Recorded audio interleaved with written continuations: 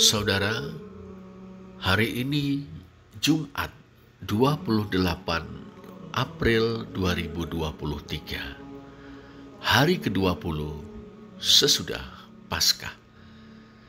Dalam Matius 4 ayat 25 kita membaca, maka orang banyak berbondong-bondong mengikuti dia.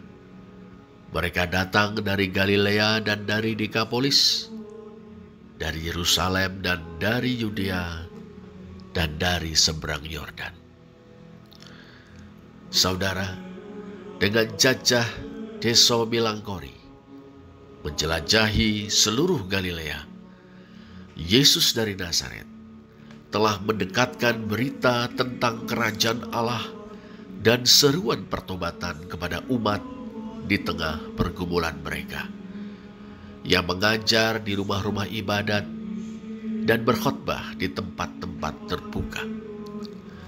Dengan melenyapkan segala penyakit dan kelemahan di antara bangsa atau umat itu, ia telah membahasakan sisi rahmat dari kerajaan Allah, yakni bahwa Allah mengulurkan tangan kepada manusia berdosa, merangkul mereka yang terbuang, dan membebaskan mereka yang ditindas oleh kuasa-kuasa jahat.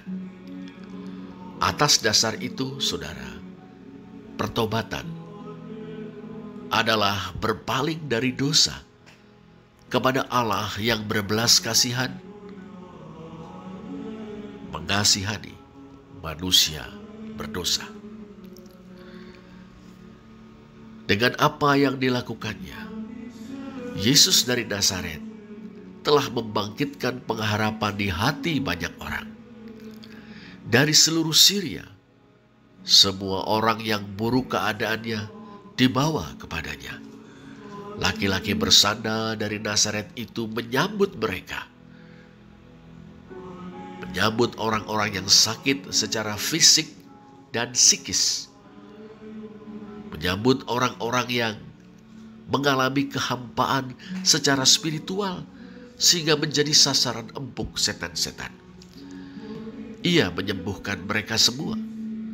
Ia membalikkan keadaan mereka yang buruk menjadi baik. Ia memulihkan mereka. Ia meneguhkan kemanusiaan mereka.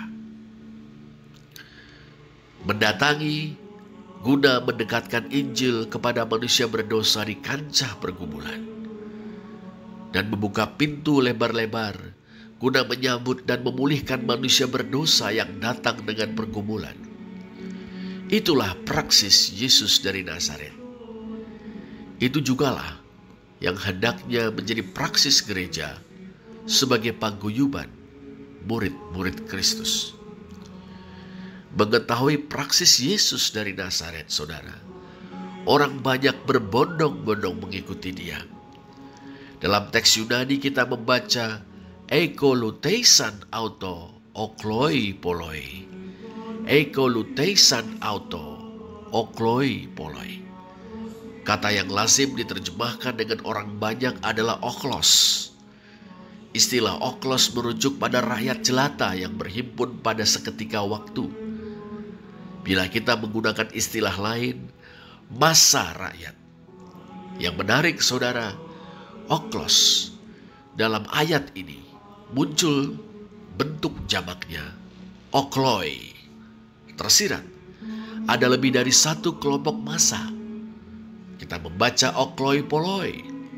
Lembaga Alkitab Indonesia menerjemahkannya dengan indah, orang banyak berbondong-bondong. Boleh juga kita terjemahkan banyak kelompok massa. Mereka berdatangan dari Galilea dan dari Dekapolis, dari Yerusalem dan dari Yudea dan dari seberang Yordan. Rakyat jelata, saudara, yang tergabung dalam kelompok-kelompok massa datang untuk mengikuti Yesus. Mereka ingin menjadi pengikut laki-laki bersandal dari Nazaret itu, sebab mereka telah mendengar kabar tentang dia. Bahkan banyak di antara mereka telah menyaksikan apa yang telah dilakukannya.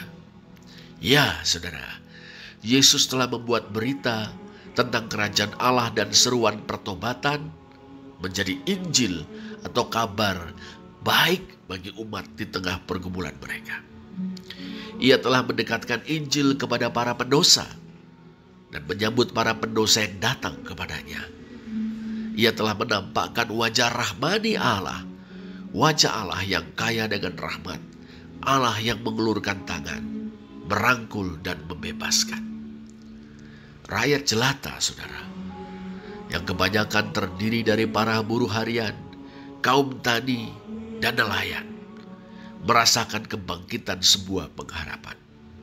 Tak heran bila mereka datang dalam kelompok-kelompok massa untuk menjadi pengikut laki-laki bersandal dari Nazaret itu.